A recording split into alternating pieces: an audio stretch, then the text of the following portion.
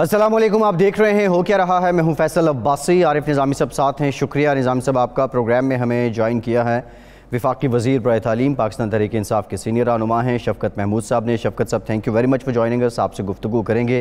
Prime minister Pakistan ने आज सुफरा के साथ एक वर्चुअल लिंक के ज़रिए ख़िताब किया है और उसमें उन्होंने ये ज़ोर दिया है सुफरा पे कि अपनी कारकर्दगी से ये साबित करें कि ओवरसीज़ जो पाकिस्तानीज़ हैं उनके हुकूक़ के तहफ़्फ़ुज़ को यकीनी बनाया जाए। इससे मुतालिक भी बात करेंगे। इसके साथ साथ वज़ीर ख़ज़ाना शौकत तरीन साहब ने आज बड़ी मुफस्सल न्यूज़ कॉन्फ्रेंस की है जिसमें उन्होंने ये बताया है कि IMF ने जो सख्त शराइत रखी हैं उनकी सियासी कीमत भी है और इसके साथ साथ जो रेवेन्यू इकट्ठा करने का मसला दरपेश रहा है पिछले 2 सालों में हमने देखा इस हुकूमत को। और ये शौकत तरीन साहब ने वाज़े किया कि अब हम कोशिश करेंगे कि अपने तरीक़े से जो रेवेन्यू का टारगेट है उसको हासिल करें, ना कि किसी और के कहने पे जो अपने IMF के अहदाफ हमारे सामने आते रहते हैं उनको मद्देनज़र रखते हुए हम अपना रेवेन्यू बेस करें या रेवेन्यू टारगेट तय करें। इससे मुतालिक भी बात करेंगे। लेकिन निज़ामी साहब, मोस्ट इम्पॉर्टेंट बात जो है वो कोविड को लेके चल रही है और कोविड में जो एजुकेशन एक्टिविटीज़ हैं और बिलखुसूस जो इम्तिहानात हैं, शफ़क़त महमूद साहब ने क्लियर तो कर दिया है कि 15 जून के बाद मैट्रिक और इंटरमीडिएट के इम्तिहानात होंगे। जो ग्रेड सिस्टम है उसमें बड़ी तफरीक रही है। जो काबिल स्टूडेंट्स थे वो पीछे हो गए, जो कुछ कमज़ोर थे उनको अच्छे ग्रेड्स मिल गए। तो इम्तिहानात जो हैं वो नागुज़ीर हैं, वो लाजमी हैं। लेकिन निज़ामी साहब, ये अब हम जो कोविड के सिलसिले में देख रहे हैं, अब सवाल ये है कि इतनी अनसर्टन सूरत हाल रही है, ऑल दो तीसरी वेव है, कुछ समझ नहीं आ रहा होता। तो जो SOPs हैं और दीगर जो मामलात हैं उनको यकीनी बनाना कितना आसान होगा शफ़क़त साहब के लिए या इस हुकूमत के लिए? निज़ामी साहब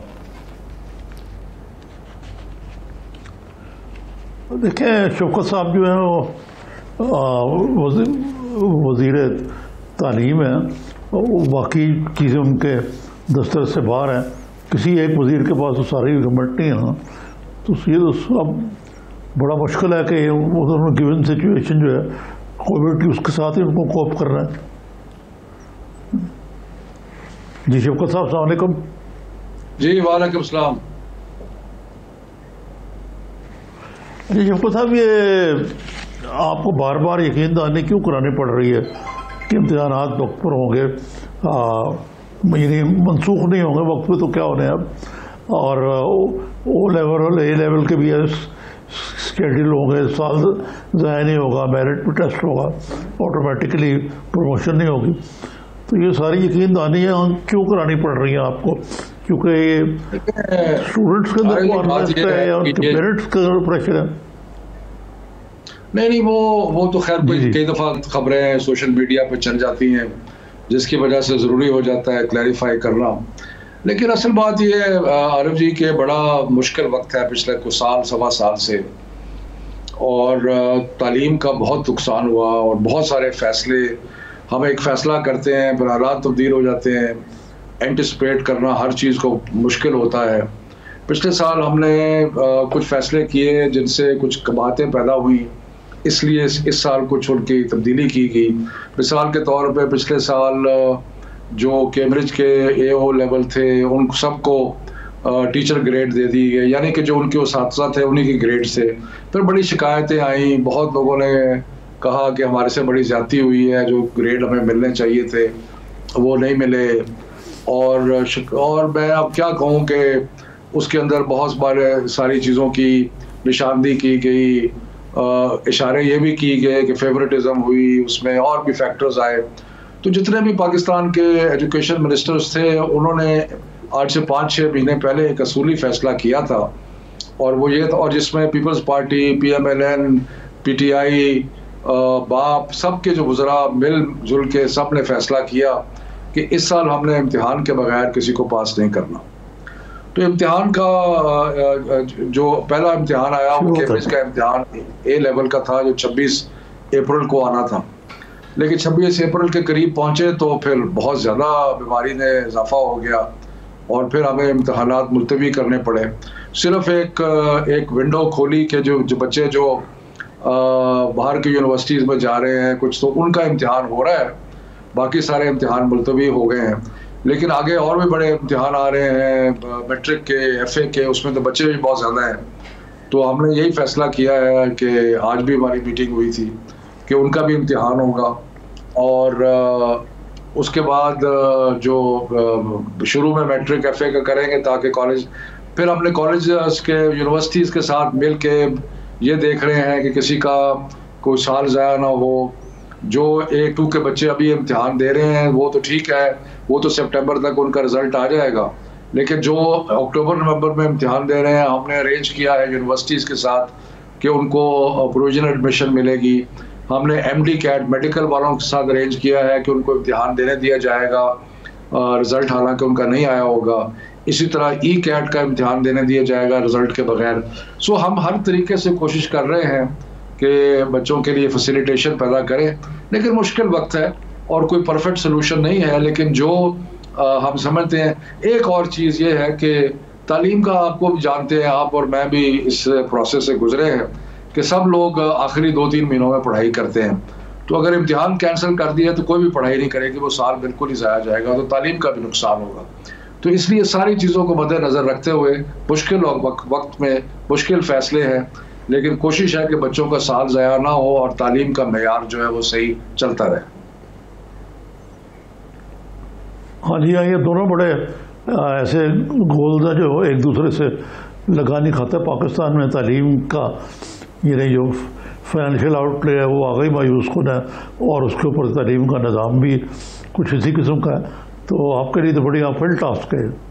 بڑا مشکل ہے جی، بڑا مشکل. کوشش کر رہے ہیں، لیکن میں آپ کو بتاؤں نا عارف جی کہ سارے سال میں ایک فیصلہ کرتے تھے، سڈنلی بیماری اوپر چلی جاتی تھی، بند کرتے تھے، پھر بیماری نیچے آتی تھی، پھر کھولتے تھے، کھولنا، بند کرنا، پاس کرنا، کیسے کرنا ہے، یہ سارے بہت ہی کمپلیکیٹڈ ٹاسک تھے. لیکن کلیئرلی جو ہمارا ایک مستقل فیصلہ جو پچھلے 6 ماہ سے ہے وہ یہ ہے کہ امتحان لینے ہیں اور امتحان معیار بنانا ہے، بجائے اس کے کہ وہ گریڈز جن کی وجہ سے بہت زیادہ شور پڑا تھا اور وہ گریڈز جو ہیں وہ اب قابل قبول نہیں ہیں.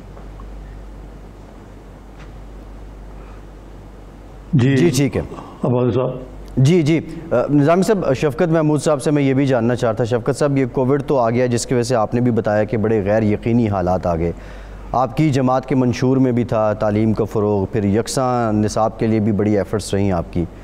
لیکن یہ پری کووڈ کیا اقدامات آپ لوگ کر چکے تھے، اور اب پوسٹ کووڈ خدا کرے کہ یہ پوسٹ کووڈ وقت بھی جلدی آ جائے، جو تعلیم کے معاملے میں اسٹیریوٹائپس تھے ان کو توڑنے کے لیے اور PTI کی جو اپروچ تھی، کیا ان 5 سالوں میں آپ کو موقع مل پائے گا کہ اس پہ عمل کر سکیں آپ؟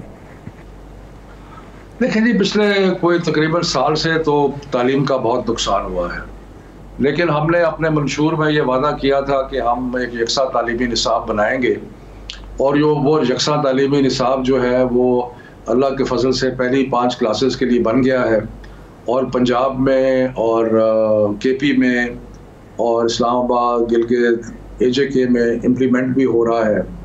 اب آج کل ہم 6, 7, 8 کا بنا رہے ہیں، اور یہ ایک آسان کاوش نہیں تھی. پاکستان کی تاریخ میں پہلی دفعہ ایسا ہو رہا ہے کہ ایک ایسا نصاب بن رہا ہے کہ جو مدارس کے لیے بھی ہوگا، جو ایلیٹ اسکولوں کے لیے بھی ہوگا، اور جو سرکاری اسکولوں کے لیے بھی ہوگا. اور یقیناً جب آپ اس قسم کی ایکسرسائز کریں گے تو کئی دفعہ آپ کو ایک طرف سے شکایت آئے گی، کوئی دوسری طرف سے شکایت آئے گی. سو شکایتیں تو آئیں گی، لیکن یہ پہلی دفعہ ایک نیشنل کریکولم کی طرف ہم بڑھ رہے ہیں. اور یہ اب اس میں آبویسلی کووڈ کے آنے کی وجہ سے جو ہم نے کئی چیزیں ٹیسٹ کرنی تھی، ٹیچر ٹریننگ کرنی تھی، ان ساری چیزوں کو نقصان ہوا، لیکن بہرحال ہم اس میں آگے بڑھ رہے ہیں. اسی طرح ایک اور جو ہمارا بہت بڑا انیشیٹو ہے جو کہ ہے کہ ہم نے ہنر کی تعلیم دینی ہے، اس کو بھی کووڈ کی وجہ سے نقصان پہنچا، کیونکہ ہم نے 10 ارب روپے کے خطیر سرمایے سے ایک پروجیکٹ بنایا. اس میں 1,70,000 لوگوں کو ٹریننگ دینی تھی، ہائی اینڈ ٹریننگ بھی تھی، یعنی کہ نئی نئی چیزوں کے بارے میں، internet of things, big data, artificial intelligence, اور ساتھ ساتھ انٹری لیول ٹریڈز جو ہیں جس میں آپ پلمبر کہہ لیں، الیکٹریشین کہہ لیں، ایسی. سو وہ دونوں طرف کی تعلیم آپ نے شروع کی. 17,000 ہائی اینڈ لوگوں کو ٹریننگ مل چکی ہے، اور جو باقی ہیں 50,000 ان کو بھی مل چکی ہے. تو ہم آگے بڑھ رہے ہیں ہنر کی تعلیم کو آگے پھیلانا، بڑھانا. تو یہ بھی مشکل ہے ان حالات میں، لیکن اس کو کر رہے ہیں. پھر ہم نے ٹیکنالوجی کے استعمال کو شروع کیا. آپ کو یاد ہے کہ جب کووڈ آیا تو 15 دنوں کے اندر اندر ہم نے ٹیلی اسکول شروع کر دیا، پھر ریڈیو اسکول شروع کر دیا. اس کے بعد ہم نے کوشش ڈسٹنس لرننگ کا ونگ بنا دیا اپنے منسٹری میں، تاکہ ہم یہ جو نئے چیلنجز ہیں ان کو میٹ کرنے کے لیے نئے نئے طریقے تعلیم کو گھر گھر پہنچانے کے ہیں. اور ٹی وی کا جو ہمارا اسکول تھا اس کی بہت پذیرائی ہوئی، تقریباً 70 سے 80 لاکھ بچہ روز اس کو بیٹھ کے دیکھتا ہے. تو اس طرح کے بہت سارے انیشیٹو اب ہم نیشنل ایجوکیشن پالیسی بنانے چلے ہیں. جی اس طرح بہت ساری چیزیں ہو رہی ہیں. نظامی صاحب. جی شوکت صاحب، یہ میں آپ سے ایک سوال کرنا چاہوں گا کہ یہ شعیب فیڈرل کمیشن ہے ایجوکیشن کی اصلاحات کے اوپر، انہوں نے یہ کہا کہ اسلامی جو تعلیمات ہیں وہ اسلامیات کے سبجیکٹ کے ایمبٹ کے تحت ہونے چاہیے، باقی جگہ نہیں. اس پہ اسلامی نظریاتی کونسل نے ان کی رپورٹ کو ریجیکٹ کر دیا. تو یہ بطور ایجوکیشن منسٹر کے آپ کا کیا رول ہے؟ کیونکہ دیکھیں نا میکرو لیول پہ بھی تو چیزیں کر رہی ہیں نا. مثلاً ہائر ایجوکیشن کمیشن کا ایک اور مسئلہ کہ بنوری صاحب کو آپ نے فارغ کر دیا، اس پہ کافی کرٹیسزم بھی ہوئی ہے. طارق بنوری جو سربراہ ہے اس کے، اور یہ کہا جا رہا ہے کہ ایک یہ نئی بحث چل پڑی ہے کہ ایچ ای سی کی ضرورت بھی تھی یا نہیں تھی. عارف جی، جو تو ہے معاملہ وہ سنگل مین کمیشن کا، ان کو جو اعتراض اس بات پہ ہوا کہ کچھ معاملات جو ہماری اسلامی تعلیم کے بارے میں تھے کہ جی وہ اسلامیات کے علاوہ دوسرے سبجیکٹس میں ہے. میرا خیال ہے کہ اس چیز کو بہت زیادہ ایگزیجریٹ کیا گیا، کیونکہ آپ کو پتہ ہے کہ اردو کے ہمارے جو قاعدے ہیں یا ہماری کتابیں جو اردو کی، تو وہ ہمیشہ ٹریڈیشنلی حمد اور نعت سے شروع ہوتی ہیں. تو اس لیے یہ کہنا کہ جی حمد و نعت نہیں ہونی چاہیے، تو میرا خیال ہے کہ یہ ہماری روایات جو ہیں ان کے خلاف ہے. اور اردو زبان تو میں تو بہت سارا ہمارا اسلامی کلچر اور عنصر تو موجود ہے. مثلا اگر آپ جو ایک پوری ایک صنف ہے مرثیے کی، جو کہ ایک بہت بڑا شاعری ہے، جو کہ ایک اندوناک واقعہ کے بارے میں ہے، تو وہ بھی سارا کچھ حصہ ہے. اسی طرح ہماری اگر ہم بات کرتے ہیں کردار سازی کی، اگر ہم بات کرتے ہیں تو کئی ایسی چیزیں ہیں جو رسول پاک صلی اللہ علیہ وسلم کی زندگی سے ہم سیکھ سکتے ہیں. تو یہ نہیں ہے کہ کوئی کہ کسی کو مجبوری کی جا رہی ہے، بلکہ ہم نے تو پہلی دفعہ یہ کیا ہے کہ ہندو مذہب کے لیے اور اپنے کرسچن ساتھیوں کے لیے ہم نے الگ نصاب بنایا ہے، تاکہ ان کو اسلامیات پڑھنا ضروری نہیں ہوگا ان کے لیے، وہ اپنے مذہب کے کتابیں جو ہیں وہ پڑھیں گے. تو میرا خیال ہے کہ ایشو کو تھوڑا سا ون مین کمیشن نے ذرا زیادہ بڑھا دیا. عمومی طور پہ تو یہ بات درست ہے کیونکہ آرٹیکل 22 ہے کانسٹیٹیوشن کا، اس پہ ہم سب پابند ہیں کہ جو کسی کا مذہب ہے وہ کسی اور کو نہیں پڑھانا چاہیے، یہ اس میں موجود ہے. لیکن سوائے چند چیزوں کے، اور جو کہ میں سمجھتا ہوں کوئی ایسی ہماری روایات کا حصہ ہے، اس کے علاوہ ایسی کوئی چیز نہیں ہے جس کو بارے میں کوئی زیادہ الارم بیلز. جی ٹھیک ہے، ٹھیک. ایک بریک لیتے ہیں شفقت صاحب، ایک بریک کے بعد جب واپس آئیں گے کچھ ذکر کریں گے آج جو شوکت ترین صاحب نے پریس کانفرنس کی ہے اس کا بھی، اور کچھ انتخابی اصلاحات کے معاملے کا بھی. ہمارے ساتھ رہیے.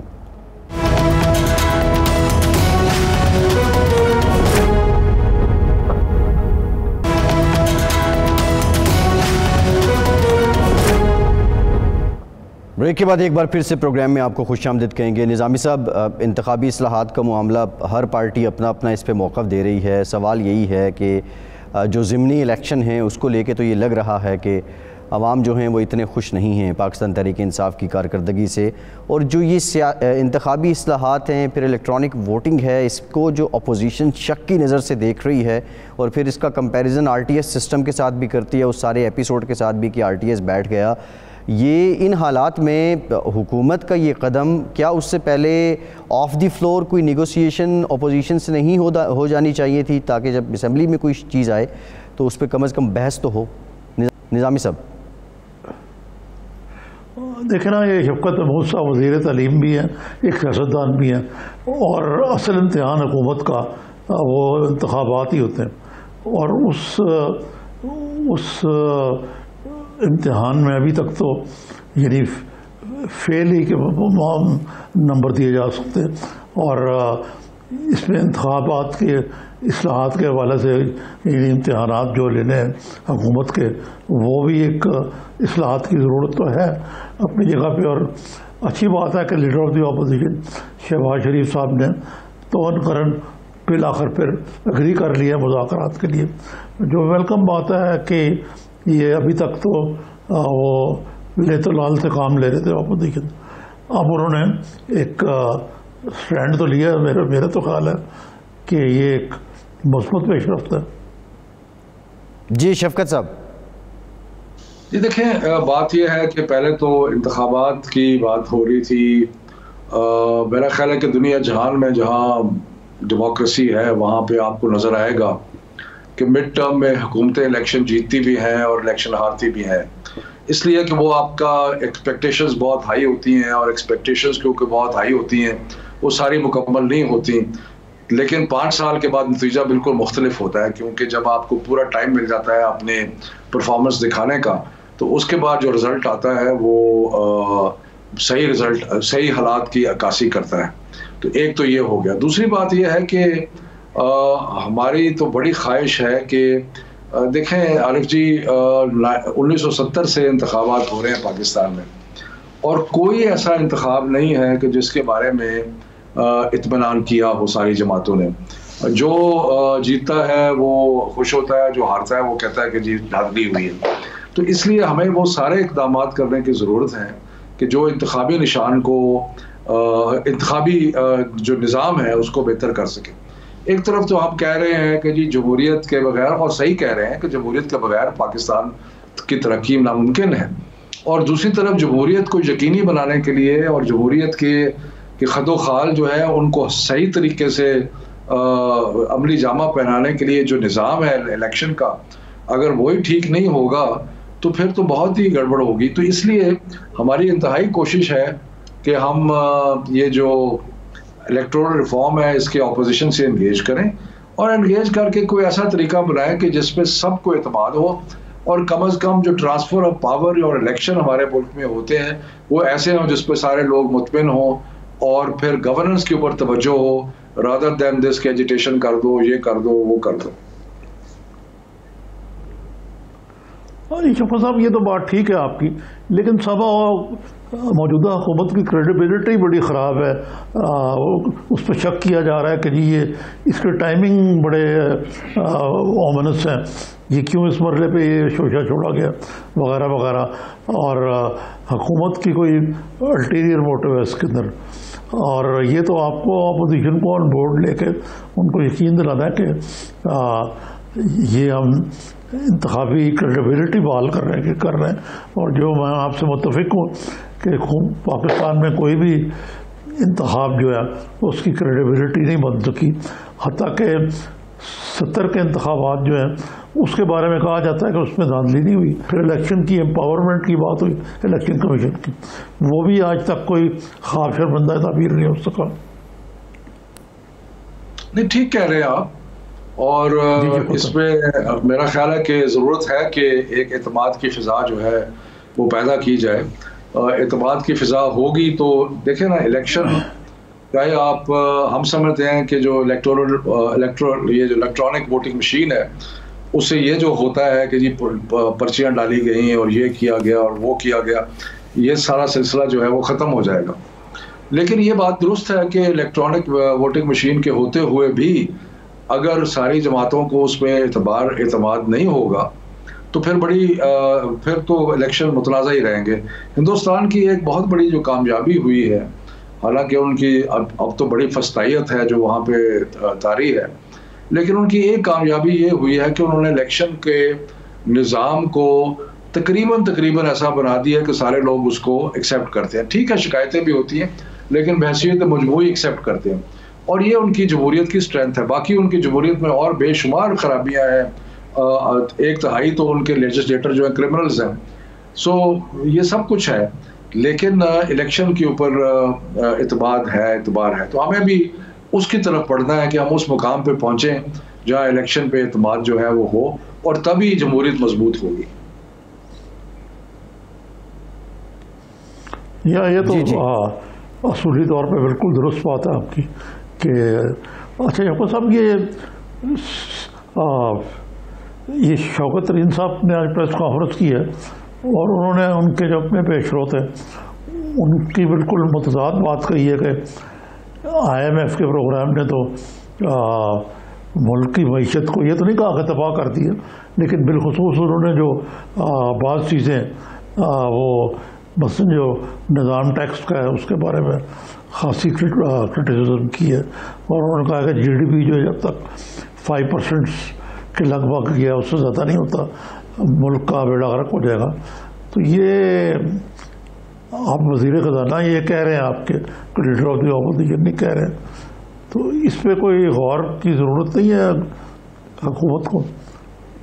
دیکھیں عارف جی، بات یہ ہے کہ یہ جو اکنامکس ہے نا، یہ تو میرے لیے ایسے ہے جیسے کہ الجبرا ہوتا ہے، اس کے پیچ و خم کی مجھے کوئی بہت زیادہ سمجھ نہیں ہے، اور لیکن میرا یہ تو مجھے اتنی سمجھ تو ہے کہ ہر شخص جو اکانومی کو ہینڈل کرتا ہے ان کے اپنے خیالات ہوتے ہیں، اور شوکت ترین صاحب کے اپنے خیال ہیں، حفیظ شیخ صاحب کے اپنے تھے، اسد عمر کے اس سے پہلے اپنے تھے، تو یہ ایک صورتحال ہے۔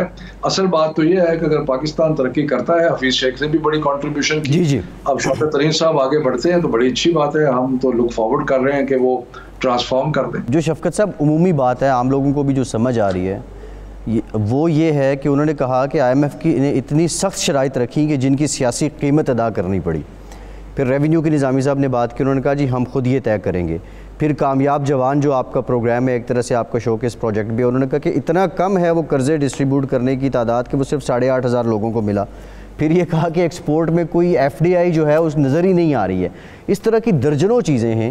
تو اب بنیادی سوال یہ بنتا ہے، کیا PTI حکومت میں حفیظ شیخ صاحب کی جو پالیسی تھی وہ اتنی جاندار نہیں تھی کہ شوکت ترین صاحب اس سے ڈس ایگری کر رہے ہیں، یا اپنا سارا جو بیان کر رہے ہیں پچھلے 2.5 سال کی کارکردگی وہ کوئی اتنی اطمینان بخش نہیں ہے؟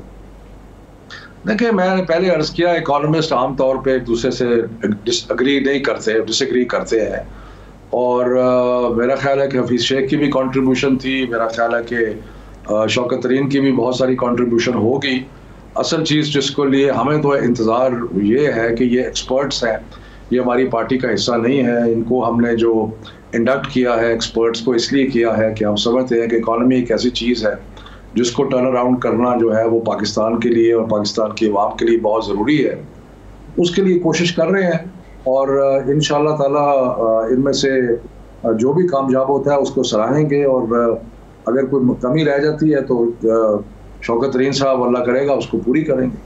جی ٹھیک ہے، بہت شکریہ شفقت محمود صاحب، آپ کے وقت کا آپ ہمارے ساتھ موجود تھے۔ اور بریک کے بعد ذرا اسی معاملے پہ بات کریں گے جو ریونیو کی بار بار شوکت ترین صاحب نے بات کی، یہ ٹیکس کے نظام میں گڑبڑ کہاں پہ ہے؟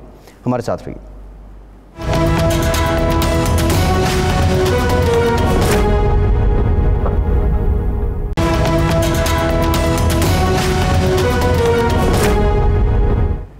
بریک کے بعد ایک بار پھر سے آپ کو خوش آمدید کہیں گے۔ ہمیں جوائن کیا ہے سابق چیئرمین FBR شبر زیدی صاحب نے، بہت شکریہ زیدی صاحب آپ کے وقت کا۔ نظامی صاحب بالخصوص ریونیو سے متعلق ہی ان سے بات کریں گے۔ اب یہ جو ٹارگٹس ہیں وہ پہلے 2 سالوں میں بھی اچیو نہیں ہوئے، اب کی بار بھی کیا اچیو ہو جائیں گے؟ اور FBR کے نظام میں PTI جماعت کے آنے سے پہلے جو گڑبڑ تھی کیا اب وہ دور ہو گئی ہے نظامی صاحب؟ جی یہ FBR کے بارے میں تو شبر زیدی صاحب سے پوچھتے ہیں کہ کیا مسئلہ، لیکن مجھے تو بظاہر کوئی امپرومنٹ ہی نظر آتی ہے، اور زیدی صاحب نے بھی بہت کاوشیں کی، اور ان کو نظر آیا کہ میں ان کو ملنے بھی گیا ایک 2 دفعہ وہاں، کہ خاصا گمبھیر مسئلہ ہے یہ FBR کو اصلاحات کرنے کا۔ تو یہ تو زیدی صاحب سے ہی پوچھ سکتے ہیں ہم کہ زیدی صاحب یہ آپ سے ذرا مشکل سوال ہے کیونکہ آپ سربراہ رہے ہیں اس کے، کہ کیا FBR کی کارکردگی کو کس طرح دیکھتے ہیں آپ؟ دیکھیں بات یہ نظامی صاحب کہ FBR ایک گورنمنٹ کا ادارہ ہے، اور جو گورنمنٹ کے اداروں کی کارکردگی ہے وہ آپ کے سامنے ہے، اور جو اس کی ٹریننگ ہے اور جو اس کی ریمونیشن ہے آپ کے سامنے ہے۔ تو ہم یہ کیوں ایکسپیکٹ کرتے ہیں کہ باقی گورنمنٹ کے ادارے تو کام نہیں کریں گے اور FBR کام کرے گا؟ یہ ہماری غلط فہمی ہے۔ پہلے ہم جب تک گورنمنٹ کے اداروں کا بنیادی مسئلہ حل نہیں کریں گے یہ مسئلہ حل نہیں ہوگا. اچھا دوسری بات یہ ہے کہ ابھی تک ہم 2.5 سال میں کوئی بنیادی FDR میں ایڈمنسٹریٹو کریکشن نہیں کر سکے. میں نے اکتوبر 2019 میں ایک پلان اپروو کرایا تھا پرائم منسٹر صاحب سے اور اس کے اوپر شدید میرے اسٹاف کی اور اس کو بائی اینڈ لارج صاحب اور باقی جو لوگ ہیں انہوں نے بھی پسند نہیں کیا. تو میں اس پہ کافی بددل ہوا اور میں نے اس کی بنیاد پہ فیصلہ کیا کہ مجھے میرا رہنے کا فائدہ نہیں. کیونکہ میرا پلان یہ تھا کہ میں FDR کو بنانا چاہتا تھا like state bank of Pakistan autonomous body, اور میں ابھی بھی سمجھتا ہوں کہ اس کے علاوہ پاکستان کے علاوہ کوئی علاج نہیں. مگر اگر پاکستان میں یہ سمجھتے ہیں جو ایڈمنسٹریٹو کے لوگ ہیں کہ وہ اس طرح چلا سکتے ہیں تو وہ چلا لیں. میں یہاں ابھی یہاں بیٹھا ہوں, آپ دیکھ لیجیے گا یہ ناکام ہوں گے, اس کے بعد کوئی علاج نہیں. تو مقصد ہے کہ جو آپ اصلاحات چاہتے تھے وہ میں نے یہ کہا تھا اس میں فرسٹریٹ ہو کے آپ چھوڑ دیا. دیکھیے بات یہ ہے نامی صاحب, یہ لفظ اصلاحات جو ہے نا ہمارے ملک میں اتنا استعمال ہو چکا ہے کہ اب یہ اپنی جو وہ کھو چکا ہے, اپنی حیثیت کھو چکا ہے. اصلاحات کوئی چیز نہیں ہوتی. جب ہمیں یہ دیکھنا پڑے گا کہ ہم کیا کرنا چاہتے ہیں. میں نے کہا تھا کہ FDR کی حیثیت وہ ہونی چاہیے جو اسٹیٹ بینک کی ہے, اس کا اپنا ریکروٹمنٹ سسٹم ہو, وہ اپنا بندہ ہائر کرے, اسی کو وہاں ایجوکیٹ کرے, وہاں پروموٹ کرے اور آگے چلائے جیسے اسٹیٹ بینک میں ہوتا ہے. یہ منیمم ہے. اگر ہم چاہتے ہیں کہ ہمیں گورنمنٹ سروس کی بینیفٹ بھی رہے, ہم آج FDR میں ہوں, کل آپ سیکرٹری فائنینس ہو جائیں, پھر ہم جا کے پانی BT میں لگ جائیں, پھر ہم جا کے وہاں سے نکل کے کہیں اور لگ جائیں گے. اگر یہ چلانا ہے آپ نے تو پھر آپ اس پاکستان میں FDR کی جو اصلاحات ہیں ان کے بارے میں بات سرکار کی باتیں ختم کریں گے تو یہ نہیں ہو سکتا. اور میں نے یہ بات بولی اور یہ انفارچونیٹ بات ہے کہ میں نے عمران خان سے یہ ایگری کرایا تھا اور ہم نے یہ فیصلہ کیا تھا کہ ہم FDR کو گورنمنٹ سروس سے الگ کر دیں گے. تو لوگوں نے نہیں کیا, اس کی مرضی ہے, انہوں نے نہیں کیا, مگر میں اس سے قبول نہیں تھا. اس لیے میں میری طبیعت ویسے خراب ہوئی تھی مگر میں میرے انڈر لائنگ ریزنس تھے جو میری ٹینشن کے وہ یہی تھے کہ میں اس سے جب ناکام تھا, اس لیے میں چھوڑ کے آ جائے. اور میں آپ کو جی ٹھیک ہے, اور یہ میں آپ کو ایک دلچسپ قصہ سنا دیتا ہوں. یہ میاں نواز شریف جب پرائم منسٹر بنے تو ان کو بھی بڑا شوق چل رہا ہے. کوئی بھی آدمی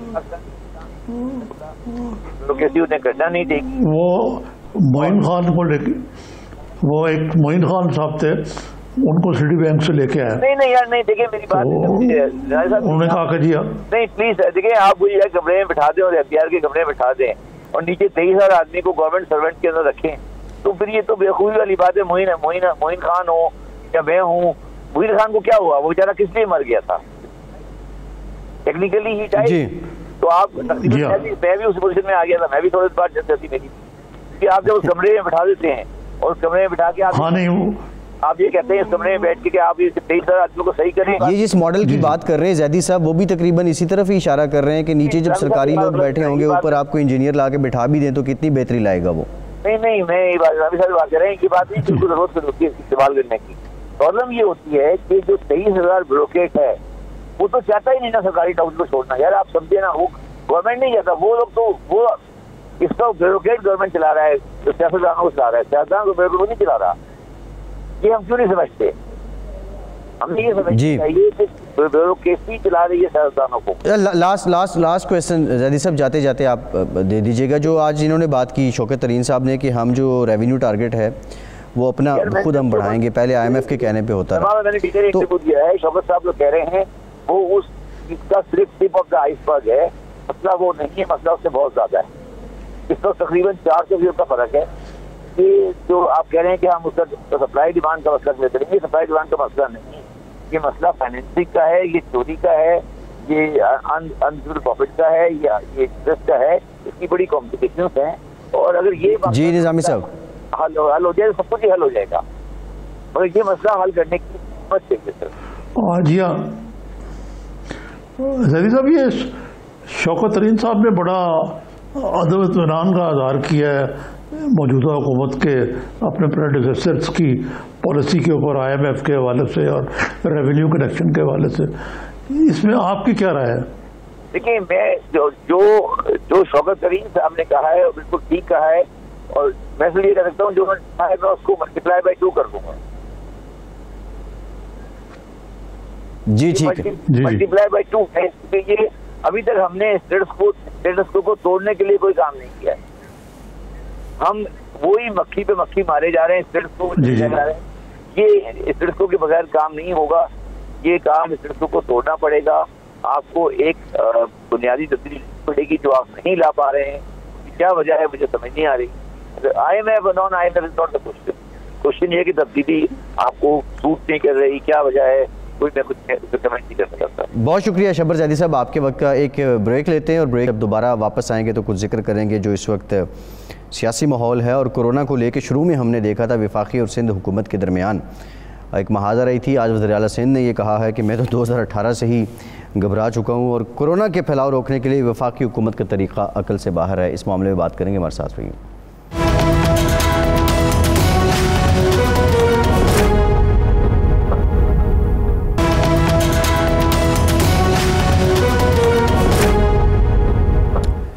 بریک کے بعد ایک بار پھر سے آپ کو خوش آمدید کہیں گے. نظامی صاحب, وزیر اعلیٰ سندھ مراد علی شاہ صاحب نے یہ کہا ہے کہ میں تو پہلے ہی گھبرا چکا ہوں اور کووڈ کو لے کے حکومت کی پالیسیز جو ہیں وفاقی حکومت کی وہ سمجھ نہیں آ رہی ہیں.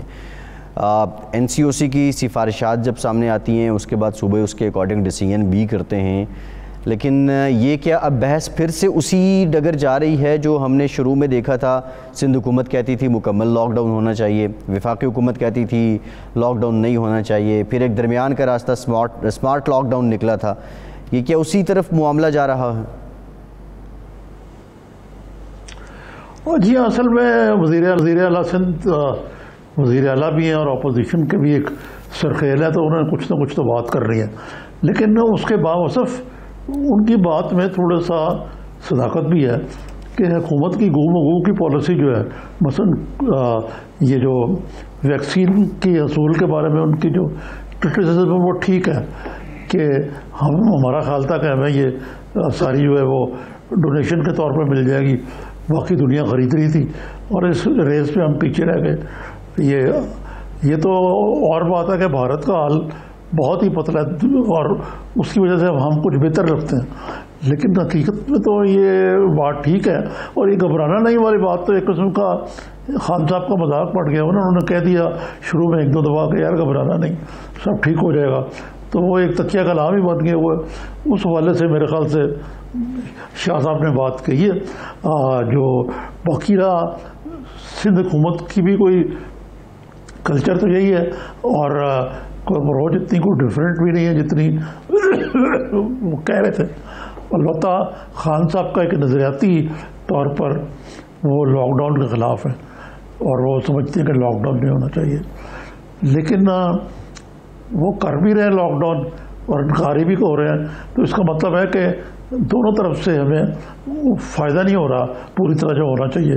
لاک ڈاؤن جو ہے وہ لوگ تصور کرتے ہیں کہ ہے ہی نہیں لاک ڈاؤن, اور جی سچی بات ہے کہ اس کو اسٹرکٹلی امپلیمنٹ بھی نہیں کیا گیا.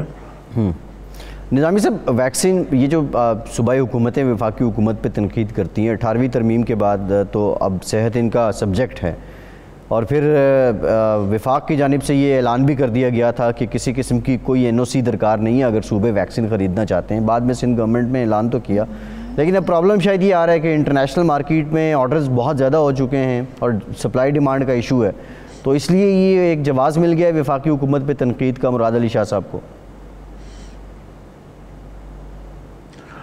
نہیں, یہ بات نہیں ہے, یہ ایف بی آر ڈریپ کا کام ہے اور یہ وفاقی حکومت کا کام ہے کہ وہ اس بارے میں صوبوں کو فیسیلیٹیٹ تو کرے نا, ان کو اپنے حال پہ چھوڑ دینا تو یہ اپنی بر انصاف نہیں ہے.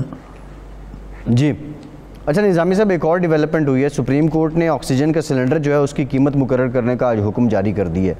اب یہ بھی بنیادی طور پہ کام تو اداروں کا بنتا تھا اس کو ریگولیٹ کریں, اب یہ عدالت کر رہی ہے.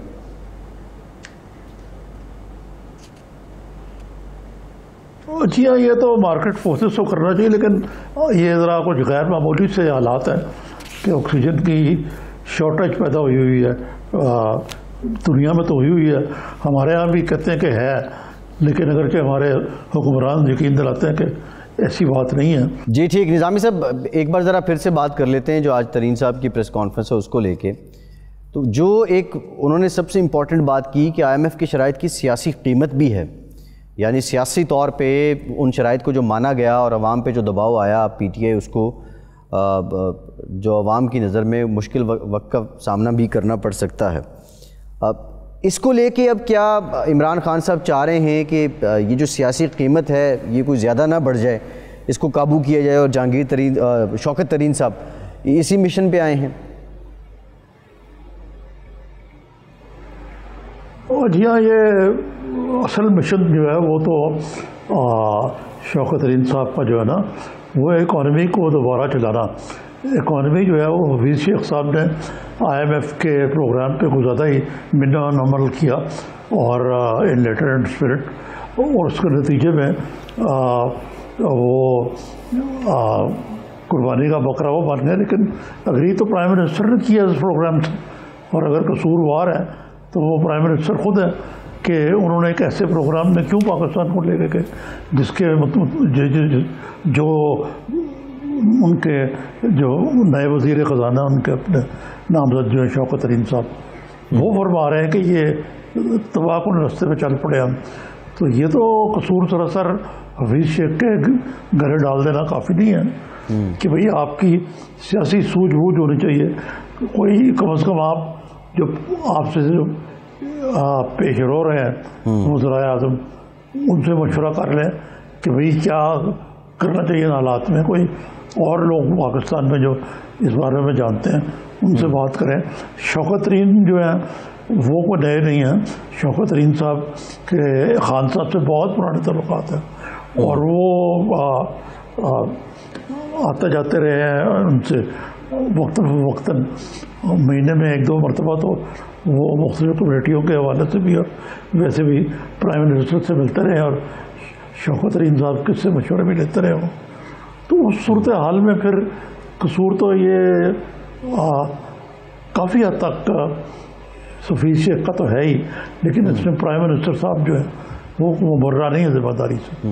اچھا نظامی صاحب, ایک اور بڑی انٹرسٹنگ بات ہے, کرنٹ اکاؤنٹ سرپلس ہو گیا, ڈیفیسٹ ختم ہو گیا, اسی کے پیچھے عوام لگے رہے اور وہی عوام کو بتایا جاتا رہا.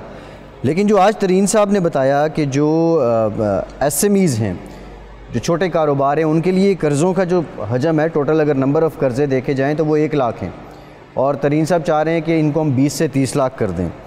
کامیاب جوان پروگرام جس کے عثمان ڈار صاحب ہیں پیٹرن ان چیف, اور اتنی اس کی کیمپین بھی ہوئی, پروموشن بھی ہوئی, اور جو ٹوٹل اب تک انہوں نے قرضے دیے ہیں وہ صرف 8,500 لوگوں کو دیے ہیں. پھر اس کے ساتھ ساتھ جو FDI کا انہوں نے ذکر کیا کہ یہ سرمایہ کاری آ رہی ہے, فیڈرل جو فارن ڈائریکٹ انویسٹمنٹ ہے, وہ کہہ رہے ہیں کہ وہ ایکسپورٹ سیکٹر میں نظر ہی نہیں آ رہی ہے. اب یہ حقائق جب ترین صاحب سامنے رکھ رہے ہیں تو الٹیمیٹ تو وہ گھر کو سیدھا کرنا چاہ رہے ہیں, وہ اکانومی کو چلانا چاہ رہے ہیں, لیکن ان کے پاس جو ٹائم بچا ہے پیچھے 28 مہینے, یہ دوڑ زیادہ ٹائم کم, وہ والا سلسلہ آپ کو نہیں لگ رہا؟ نہیں, لیکن 28 مہینے کو تھوڑی عرصہ بھی نہیں ہوتا, 2.25 سال پڑے ہوئے بھی, اور کچھ نہ کچھ تو یہ صحیح جہت پر ڈال سکتے ہیں معیشت کو. اصل میں بات یہ ہے کہ یہ قوم سے جھوٹ بہت بولا گیا, یا جھوٹ ہے یا لا علمی ہے پرائم منسٹر صاحب کی, کہ انہیں یہ علم ہی نہیں ہے کہ یہ کرنٹ اکاؤنٹ ڈیفیسٹ کتنا معنی رکھتا ہے. باقی چیزیں جو ہیں ان کے انڈیکیٹرز جو ہیں, مثلا قرضے جو ہیں زمین آسمان پہ پہنچ گئے, ان کو معلوم نہیں. مہنگائی کی آفٹر آل ایک سیاستدان کے لیے اکانومی کا تو یہی ہے نا کہ عوام کی حالت کہاں تک بہتر ہوتی ہے. خالی مہنگائی کی حد تک نہیں بات کر رہا ہے کہ ملک میں جو آپ نے باقی باتیں کہی ہیں, فورن ڈائریکٹ انویسٹمنٹ, باقی چیزیں جو ہیں انڈیکیٹرز کس طرح بہتر ہوتے ہیں. اب وہ کچھ نہ کچھ تھوڑی سی بہتری آئی ہے. یہ کہنا کہ جی شیخ صاحب بالکل ناکام ہے, یہ بھی درست نہیں ہوگا. بہتری آئی ہے, لیکن وہ کس کاسٹ پہ آئی ہے یہ بھی نہیں معلوم. اب مثلاً گاڑیوں کی قیمتیں بہت آسمان سے باتیں کر گئی ہے. وہ شبلی فراز صاحب سے کل آئے تھے, میں پوچھتا ہوں, یاد نہیں رہا مجھے, کہ انہوں نے یہ کہا ہے کہ گاڑیوں کی قیمتیں بہت بڑھ گئی. اسی طریقے سے